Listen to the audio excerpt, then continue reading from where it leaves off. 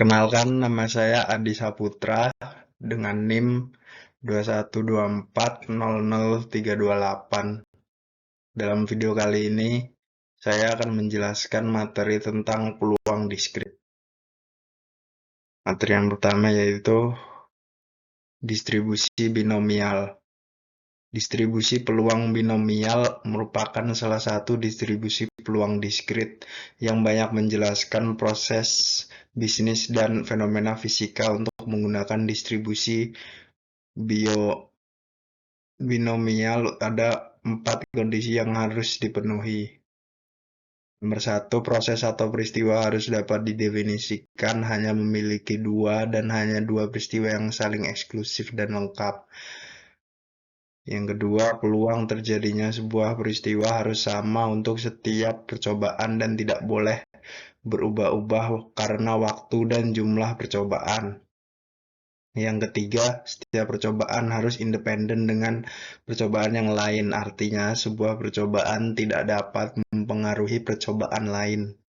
Yang keempat, jumlah percobaan harus bersifat diskrit. Untuk memperjelas kondisi di atas, mari kita ambil contoh percobaan pelemparan sebuah dadu. Kita tahu bahwa setiap dadu dilempar akan menghasilkan 1 dari 6 peristiwa. Dari peristiwa ini, kita sebenarnya bisa mendefinisikan hasil yang akan terjadi ke dalam dua peristiwa yang saling eksklusif. Misalnya, peristiwa munculnya angka 4 atau angka yang bukan 4. Jelas bahwa peristiwa-peristiwa ini merupakan peristiwa yang saling eksklusif dan lengkap karena munculnya angka 4 dan yang bukan angka 4 akan tercakup dalam pelemparan sebuah dadu. Jika dadu dilempar adalah dadu yang fair, maka peluang munculnya angka dalam setiap percobaan tidak akan berubah-ubah. Karena meskipun kita melemparkannya sebanyak 10.000 kali, tetap saja peluang munculnya angka 4 adalah 1:6. Dadu tidak memiliki memori. Artinya, dadu ini tidak mengingat apa yang telah terjadi sebelumnya. Peluang munculnya angka 4 pada pelemparan dadu pertama kali adalah 1:6. Demikian pula dengan pelemparan yang kedua dan seterusnya. Peluangnya adalah tetap 1:6. Peluang ini tidak dipengaruhi oleh peristiwa sebelumnya atau dalam istilah teori peluang, peristiwa ini saling independen antara yang satu dengan yang lainnya. Parameter distribusi binomial. Misalkan kita melakukan sebuah percobaan pelemparan mata uang atau dadu secara berulang-ulang sebanyak N kali. Dalam setiap pelemparan mata uang atau dadu, kita selalu memiliki peluang P untuk terjadinya sebuah peristiwa, katakanlah munculnya kepala pada mata uang atau munculnya angka 4 pada pelemparan dadu. Dalam percobaan Bernoulli adalah orang yang pertama kali melakukan percobaan independensi satu peristiwa dengan peristiwa lain. Peluang ini dikaitkan pula dengan peluang sukses dari sebuah peristiwa. Sebaliknya, kita dapat menentukan peluang tidak pernah terjadinya suatu peristiwa dalam setiap percobaan atau gagal, yaitu Q sama dengan 1 min P. Nilai N dan P yang tidak akan pernah berubah dari satu pelemparan ke pelemparan lain ini disebut juga sebagai parameter dan distribusi binomial. Dalam percobaan binomial, peluang terjadinya peristiwa sukses tepat sebanyak X kali dari N. Percobaan dapat dicapai oleh fungsi peluang. F dalam kurung X sama dengan P sama dengan X besar sama dengan X kecil dalam kurung NX bertumpuk P kuadrat Q N min X sama dengan N bagi X dalam kurung N min X P 2P kuadrat Q N min X.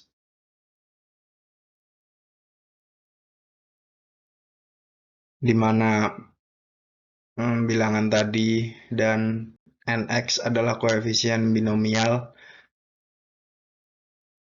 Rumus di atas merupakan rumus untuk menghitung peluang terjadinya peristiwa sukses tepat sebanyak X kali dari N buah percobaan. Contoh, diketahui bahwa 20% bola lampu yang diproduksi oleh sebuah mesin adalah rusak. Sebuah pemeriksaan dilakukan dengan mengambil 4 bola lampu secara acak. Dari 4 bola lampu ini tentukan peluang jumlah yang rusak adalah dalam kurung A 1 bola lampu, dalam kurung B 0 bola lampu, dan dalam kurung C kurang dari 2 bola lampu. Jawab, peluang bola lampu rusak adalah P sama dengan 20% sama dengan 0,2. Berarti peluang yang baik adalah Q sama dengan 1 min P sama dengan 0,80. Misalkan X adalah variabel acak yang menunjukkan bola lampu yang rusak, maka dengan menggunakan rumus diperoleh E dalam kurung X sama dengan 1,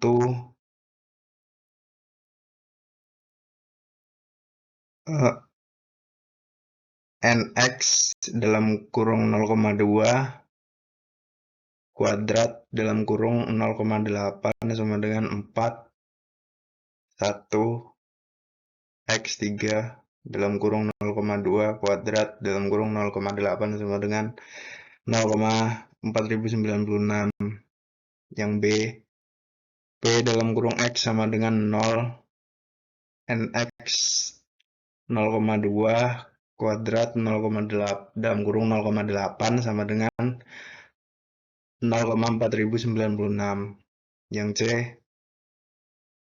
P dalam kurung X lebih kecil dari 2 sama dengan P dalam kurung X sama dengan 0 tambah P dalam kurung X sama dengan 1 sama dengan 0,4096 tambah 0,4096 sama dengan 0,8192. Distribusi Poisson. Di dunia nyata banyak peristiwa terjadi secara acak. Dengan perkataan lain, jarang sekali kita dapat memprediksi secara tepat kapan sebuah peristiwa akan terjadi, atau berapa banyak peristiwa yang akan terjadi secara bersamaan. Misalnya saja peristiwa terjadinya kecelakaan di jalan tol, kegagalan dalam proses produksi berteknologi tinggi seperti mobil, pesanan melalui telepon, atau kecelakaan pesawat ulang-alik. Contoh lain yang dapat menggambarkan situasi ini secara tepat adalah peluruhan zat radioaktif. Tidak ada seorang pun yang dapat memperkirakan kapan atom akan luruh berikutnya atau kapan peristiwanya akan terjadi. Peristiwa-peristiwa yang terjadi secara acak dan langka dalam dimensi waktu dan ruang seperti ini dalam jangka pendek memang sangat sulit untuk diprediksi.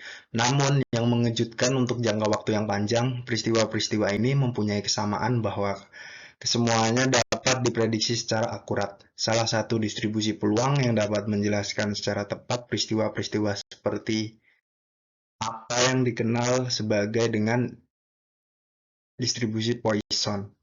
Distribusi Poisson merupakan distribusi peluang diskrit yang cukup memegang peranan penting dalam ilmu manajemen. Distribusi ini ditemukan oleh S.D. Poisson di awal abad ke-19. Seperti distribusi binomial, distribusi Poisson juga termasuk ke dalam proses Bernoulli. Akan tetapi tidak ada konsep yang membedakan secara jelas dalam percobaan Poisson. Oleh karenanya, syarat-syarat untuk menggunakan distribusi ini tidak berbeda jauh dengan distribusi binomial.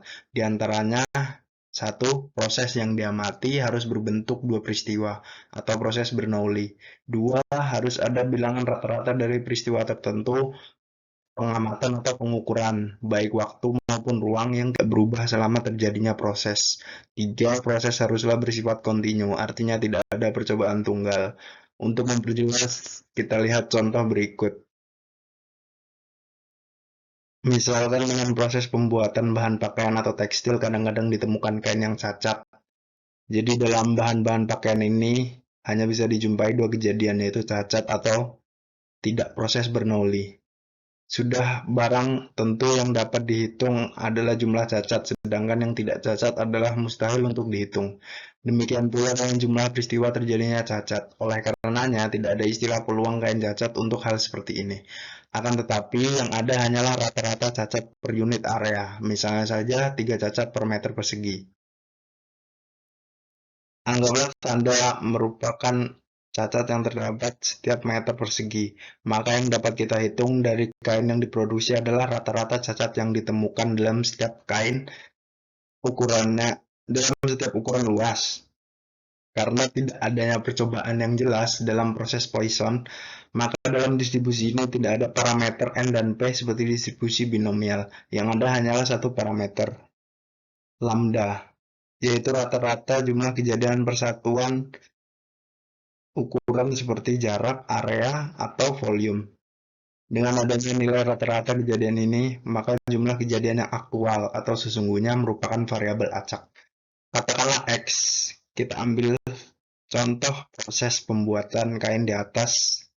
X sama dengan 0, berarti tidak ada cacat. X sama dengan 1, terdapat 1 cacat. X sama dengan 2, terdapat 2 cacat, dan seterusnya. Contoh distribusi peluang Poisson untuk pembuatan kain dengan lambda sama dengan 3 diberikan dalam tabel 5 berikut.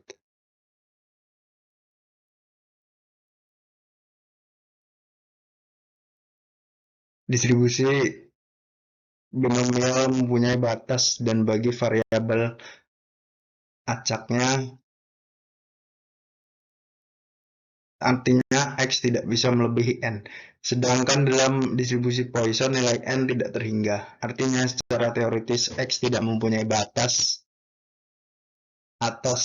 Dalam prakteknya, seseorang biasanya mengabaikan hal yang demikian dan umumnya akan mengambil nilai X yang memiliki peluang lebih kecil dari 0,0001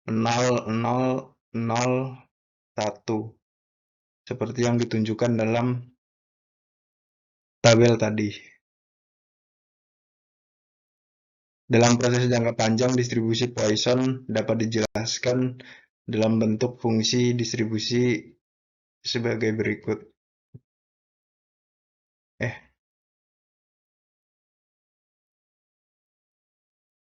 Di mana E adalah bilangan eksponensial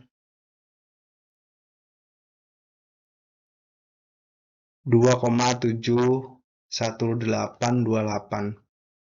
C adalah bilangan bulat positif.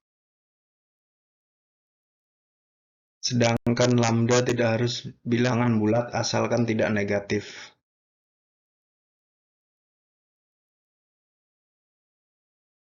Untuk menghitung nilai-nilai peluang distribusi Poisson dalam suatu barang tentu cukup melelahkan dan rumit apalagi jika X lebih dari 10. Oleh karena itu, untuk mempermudah perhitungan, telah tersedia tabel peluang Poisson untuk berbagai nilai lambda yang dapat dilihat dalam buku-buku statistika lanjutan.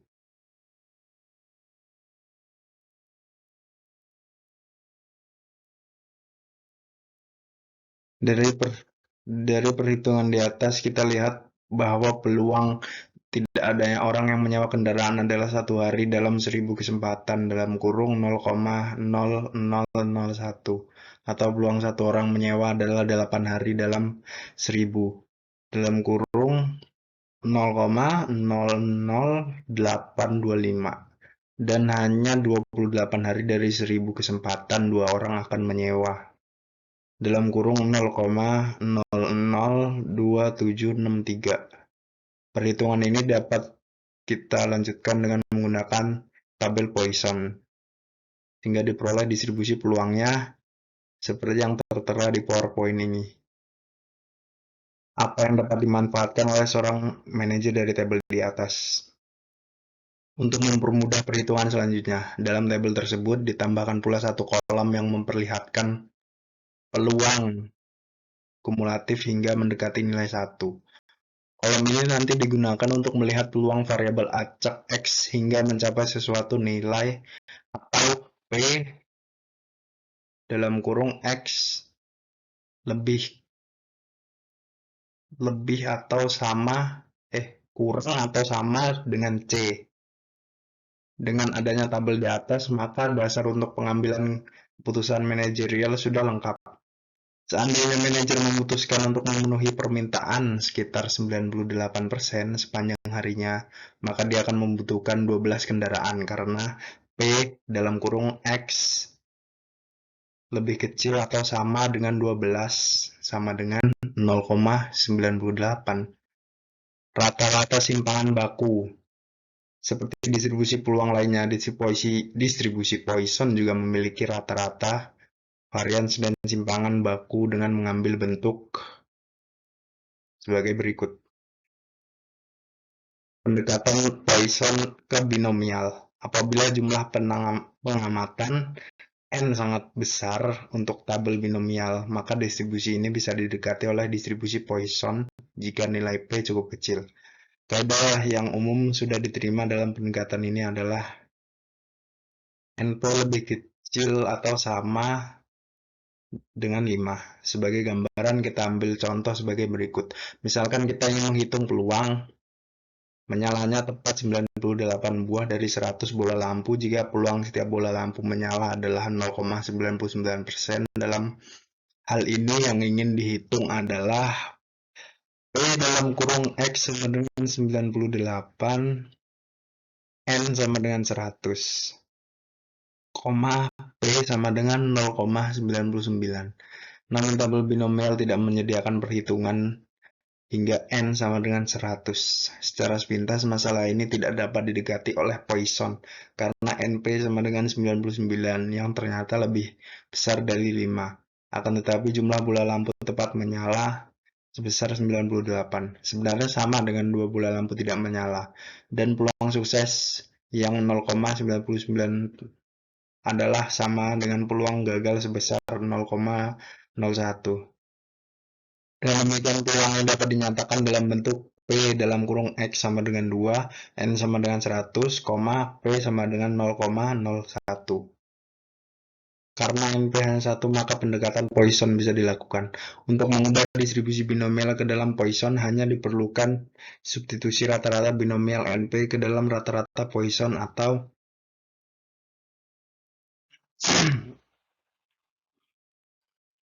seperti berikut.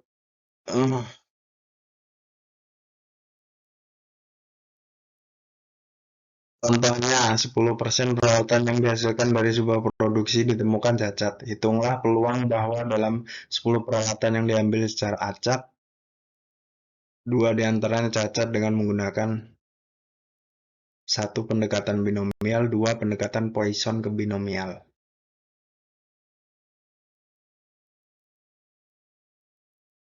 Jawabannya, peluang peralatan cacat adalah P sama dengan 0,1. Misalkan X menunjukkan jumlah peralatan yang cacat dari 10 peralatan yang dipilih. Dengan menggunakan distribusi binomial, maka P dalam kurung X sama dengan 2 sama dengan NX dalam kurung 0,1 kuadrat dalam kurung 0,9 sama dengan 0,1937. Untuk yang B atau kedua, kita punya lambda sama dengan N, NP sama dengan dalam kurung 10 dalam kurung 0,1 sama dengan 1. Berdasarkan rumus distribusi Poisson, P dalam kurung X sama dengan C sama dengan AE bagi C.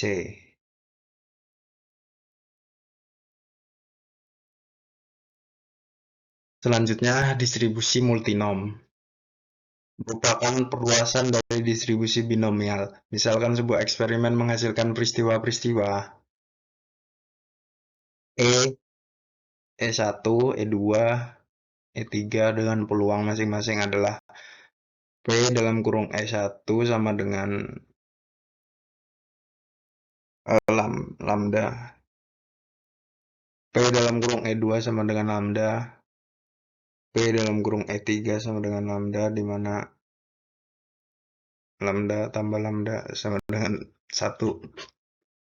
Jika dalam eksperimen ini dilakukan sebanyak N kali, maka peluang akan terdapat X1 peristiwa E1, X2 peristiwa E2, X4 peristiwa E5 dapat ditentukan menggunakan distribusi multinom sebagai berikut. dalam kurung X1 X2 titik X3 sama dengan N dibagi X1 X2 X3 dikali Pi1 Pi2 Pi3, di mana X1 tambah X2 tambah titik-titik tambah XK sama dengan N. Untuk distribusi multinom ekspektasi dari masing-masing peristiwa E1, E2, E3 adalah N1, N2, NK, sedangkan variannya adalah N1 buka kurung 1 min E1 N2 dalam kurung 1 min E2 NK dalam kurung 1 min EK. Contoh, 2 dadu dilempar sebanyak 6 kali. Berapa peluang mendapatkan jumlah bilangan yang muncul sebesar 7 atau 11 sebanyak 2 kali? Bilangan yang sama pada kedua sebanyak sekali dan kemungkinan lainnya 3 kali. Jawaban. Misalkan E1, peristiwa jumlah yang muncul 7 atau 11. E2, peristiwa bilangan yang sama pada kedua dadu. E3, peristiwa lainnya selain peristiwa di atas. Dari penjelasan sebelumnya, kita tahu bahwa titik sampel untuk pelemparan dua buah dadu adalah 36. Untuk peristiwa E1 dapat ditemukan kemungkinan jumlah munculnya 7 sebanyak 6 titik dan muncul 11 sebanyak 2 titik. Maka P dalam kurung E1 sama dengan N1 sama dengan 6 banding 36 ditambah 2 banding 36 sama dengan 8 banding 36 sama dengan 2 banding 9. Untuk peristiwa E1 jumlah yang mungkin adalah 6 titik. Jadi P dalam kurung E2 sama dengan N2 sama dengan 6 dibagi 36 sama dengan 1 banding 6. Sedangkan peristiwa E3 adalah peristiwa selain kedua peristiwa ini, sehingga P dalam kurung E3 sama dengan N3 sama dengan 1 min 2 banding 9 min 1 banding 6 sama dengan 11 banding 18. Untuk persoalan ini, N sama dengan X1 sama dengan 2, X2 sama dengan 1, dan X3 sama dengan 3. Gunakan rumus yang kelima. Macet.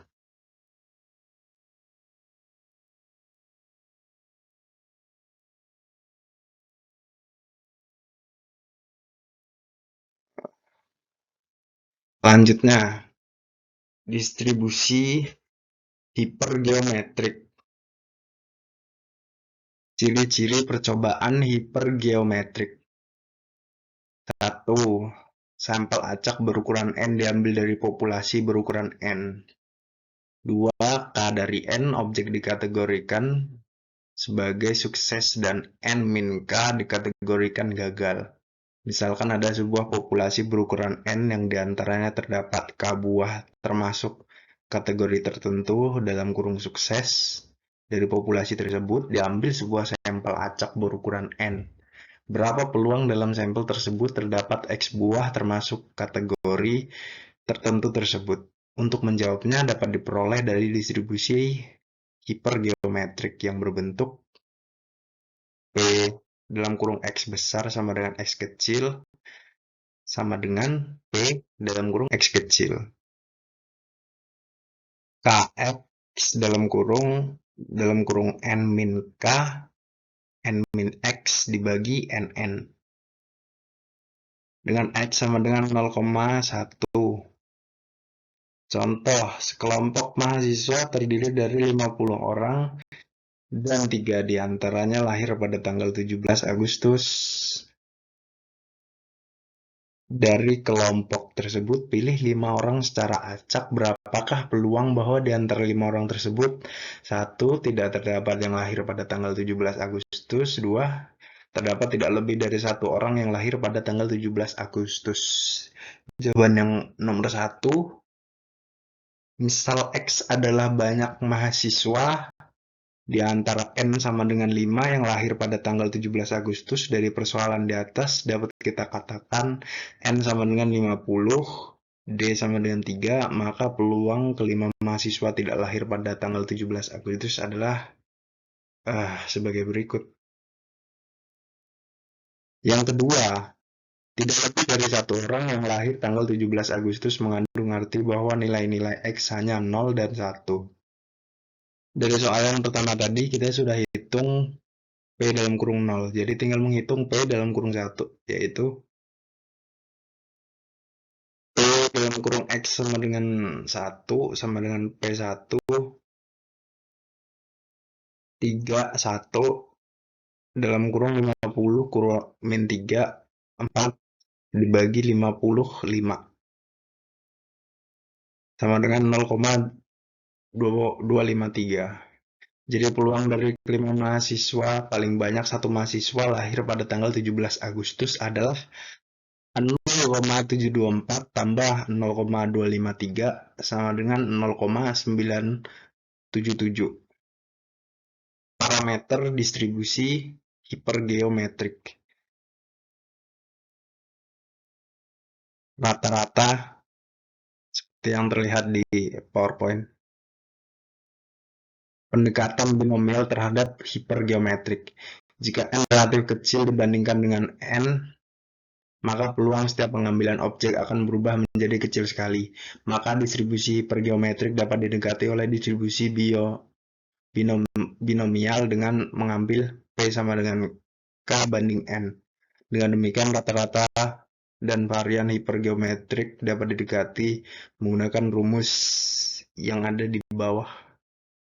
Contoh, perusahaan telepon melaporkan bahwa di antara 5.000 pemasang telepon baru, 4.000 menggunakan telepon tanpa kabel. Bila 10 di antara pemasang baru tersebut diambil secara acak, berapa peluang tepat ada 3 orang yang menggunakan telepon dengan kabel? Jawabannya, terlihat bahwa ukuran populasi N sama dengan 5.000, relatif sangat besar dibandingkan dengan sampel N sama dengan 10. Maka dapat digunakan pendekatan distribusi binomial. Peluang pemasang menggunakan kabel dengan telepon adalah 0,2. Dengan demikian, peluang tepat ada 3 orang yang menggunakan kabel adalah dalam kurung X sama dengan 3, dalam kurung 10, 3, dalam kurung 0,2,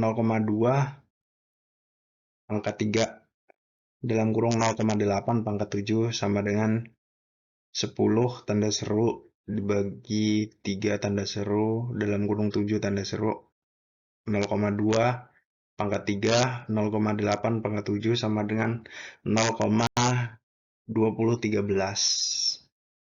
Yang selanjutnya distribusi normal. Distribusi normal disebut pula distribusi Gauss, merupakan distribusi probabilitas yang paling banyak digunakan dalam berbagai analisis statistika. Data populasi akan berdistribusi normal jika rata-rata nilainya sama dengan modus dan sama dengan medianya. Artinya, sebagian nilai mengumpul pada tengah, sedangkan frekuensi nilai yang rendah dan tinggi menunjukkan kondisi yang semakin mengecil dan seimbang. Oleh karena penurunan frekuensi nilai rendah dan tinggi seimbang, maka penurunan garis kurva ke kanan dan ke kiri akan seimbang. Distribusi normal baku adalah distribusi normal yang memiliki rata-rata 0 dan simpangan baku 1. Distribusi ini juga dijuluki kurva lonceng karena grafik fungsi probabilitasnya. Bisa dilihat mirip bentuk lonceng. Fungsi kerapatan probabilitas dan distribusi normal diberikan dalam rumus berikut. F dalam kurung X sama dengan fungsi densitas peluang normal. Pi sama dengan 3,1416, nilai konstan yang bila ditulis hingga 4 desimal. E sama dengan 2,7183, bilangan konstan bila ditulis hingga 4 desimal. Sifat-sifat distribusi normal. Grafiknya selalu ada di atas sumbu datar X. Yang kedua, nilai rata-rata sama dengan modus sama dengan median. Yang ketiga, bentuknya simetrik terhadap sumbu. X sama dengan H. Yang keempat, mempunyai satu modus, jadi kurva unimodal tercapai pada 0,3989 X sama dengan H sebesar. Yang kelima, ujung grafiknya hanya mendekati sumbu X atau tidak akan bersinggungan maupun berpotongan dengan sumbu X. Yang keenam, luas daerah grafik selalu sama dengan 1 unit persegi. Macam-macam kurva normal bergantung nilai simpangan baku. Yang pertama, Platik-Kurtik, kurva normal yang makin besar sehingga kurvanya makin mendatar rendah. Leptokurtik, kurva normal yang makin kecil sehingga kurvanya makin tinggi. Yang ketiga, Mesokurtik, kurva normal yang mendekati bentuk kurva normal baku. Untuk mencari luas daerah, rata-rata kurva dilihat dalam daftar distribusi normal standar atau normal baku dalam daftar F. Distribusi normal standar atau baku dengan rata-rata H sama dengan 0 dan simpangan baku S sama dengan 1. Fungsi identitasnya min 8 lebih kecil dari Z lebih kecil dari min 8. Mengubah distribusi normal umum menjadi distribusi normal baku dapat ditempuh dengan X digunakan transformasi. Bilangan yang didapat harus ditulis dalam bentuk 0,xxxxx dalam kurung bentuk 4 desimal. Karena seluruh luas sama dengan 1 dan kurva simetrik terhadap H sama dengan 0, maka luas dari garis tegak pada titik 0 ke kiri ataupun ke kanan adalah 0,5. Hubungan distribusi binomial dengan distribusi normal. Jika untuk fenomena yang berdistribusi binomial berlaku, N cukup besar, P dalam kurung A sama dengan peluang peristiwa A terjadi tak terlalu dekat kepada 0. Distribusi binomial dapat didekati oleh distribusi normal dengan rata-rata H sama dengan NP dan NPQ. Simpangan baku S sama dengan untuk Q sama dengan 1 min P. Untuk pembuatan distribusi normal baku dapat dipakai, maka digunakan transformasi XNP. Z sama dengan NPQ. Pendekatan distribusi binomial oleh distribusi normal sangat bermanfaat untuk mempermudah perhitungan. Yang selanjutnya, distribusi student. Distribusi student pertama kali diterpikirkan pada tahun 1908 dalam suatu makalah oleh W.S. Gosset. Pada waktu itu, Gosset bekerja pada perusahaan bir Irlandia yang melarang penerbitan penelitian oleh karyawannya. Untuk mengelakkan larangan ini, dia menerbitkan karyanya secara rahasia di bawah nama student. Karena itulah distribusi T biasanya disebut distribusi student. Hasil uji statistiknya kemudian dibandingkan dengan nilai yang ada pada tabel untuk kemudian menerima atau menolak hipotesis 0 dalam kurung H yang dikemukakan. Distribusi 1 digunakan untuk sampel dengan syarat 1. Sampel diambil secara acak dari suatu populasi berukuran kecil N lebih kecil dari 30. 2. Variabel penelitian tidak lebih dari 1 atau tunggal. 3. Hipotesis 0 bernilai besar. Selain untuk kegunaan bersyarat, distribusi ini dapat digunakan untuk varian homogen atau heterogen. Penentuan nilai tabel dilihat dari besarnya tingkat signifikan dan besarnya derajat kebebasan. Fungsi lain dari distribusi ini adalah 1. Untuk memperkirakan interval rata-rata. 2. Menguji hipotesis rata-rata suatu sampel menunjukkan batas penerimaan suatu hipotesis. 3. Menguji suatu pernyataan apakah sudah layak dipercaya.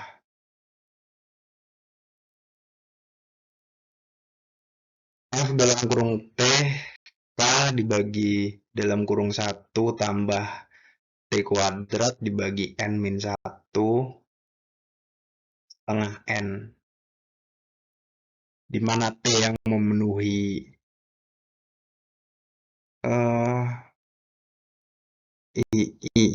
in lebih kecil dari T Ini lebih kecil dari T dan K merupakan bilangan tetap yang besarnya bergantung pada N.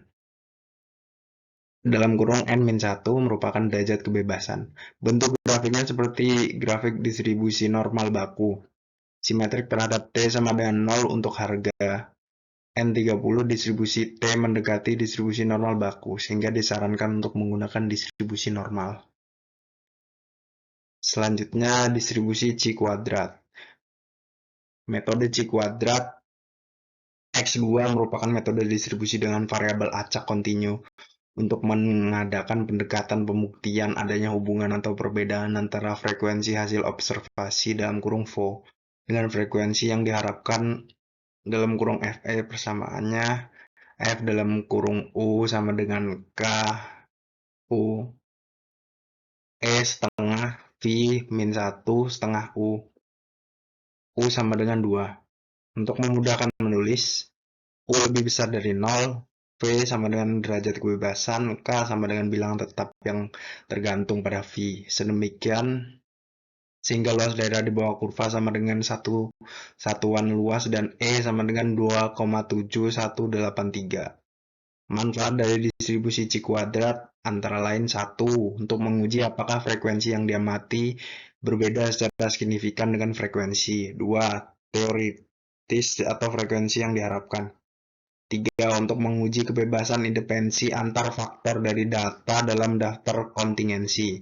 4. Untuk menguji apakah data sampel mempunyai distribusi yang mendekati distribusi binomial. 5. Teoritis tertentu atau distribusi hipotesis tertentu dalam kurung distribusi populasi, seperti distribusi binomial, distribusi Poisson, dan distribusi normal. Grafik distribusi Chi kuadrat umumnya merupakan kurva positif, yaitu miring ke kanan. Kemiringan ini makin berkurang jika dk sama dengan V makin besar. Distribusi Chi kuadrat memiliki sifat sebagai berikut. 1. Seluruh nilainya positif. 2. Tidak simetris. 3. Bentuk distribusi tergantung pada derajat kebebasannya. 4. Min dari distribusi C adalah derajat kebebasannya dalam kurung N E. Beberapa sifat yang terkait dengan distribusi Chi kuadrat adalah 1.